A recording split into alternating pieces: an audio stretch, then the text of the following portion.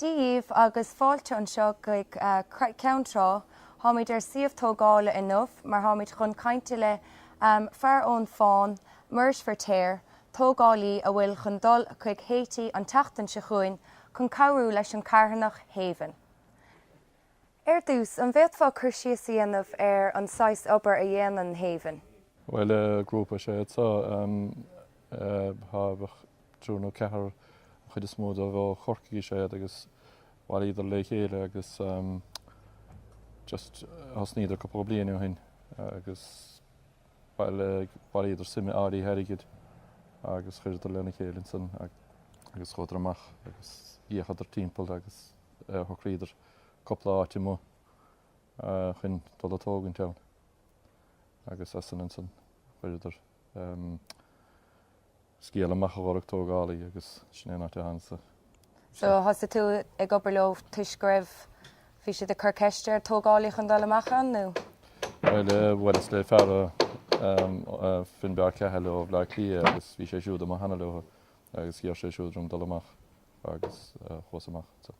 Agus an bheith fá chuirsíos dhéanamh lá tipiciúil a chaithfean tú ann?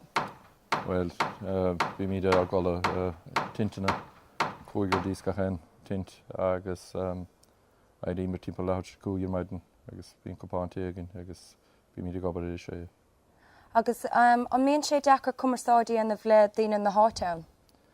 Well, ní mór a bhainte bhí an lotha because bhí mar stíige gampa bhí timppla sé acra talúna agus just coppla daine áitin a bhí go brú timppla linn.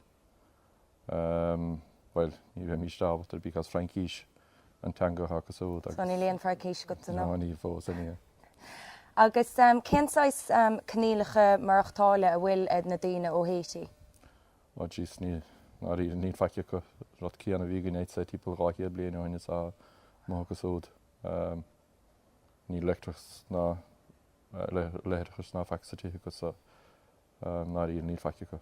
Agus an míon na hippacha dúnacha marachtains na cníalcha céanna nó? No, ní bhíon bhíon sel bí a bebn sa bhar a gine áid.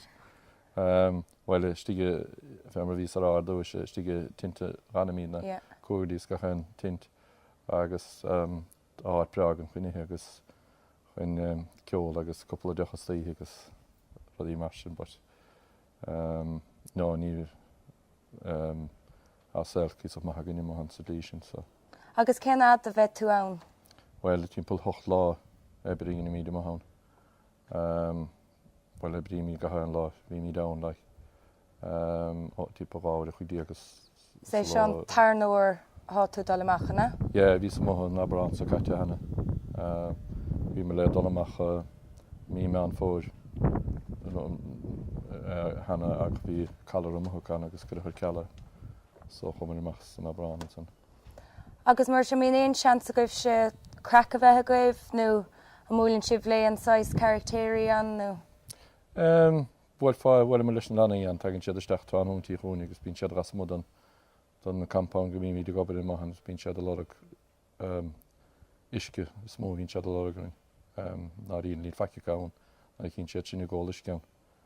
Mar bhla míad mór an isce na bhí míad gáin bíonn seanna héir fadam. Bhí cúpla lá bhí mar bhí sé dachad sé degrés agus sinna ddíar go brú an. Bhí sé te go man áráid.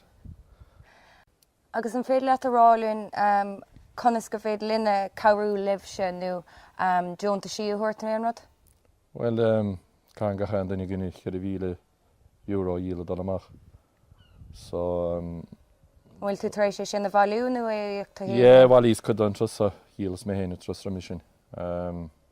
Jesus, fuilim bheitthe bailú fuilim bheitthe lorug.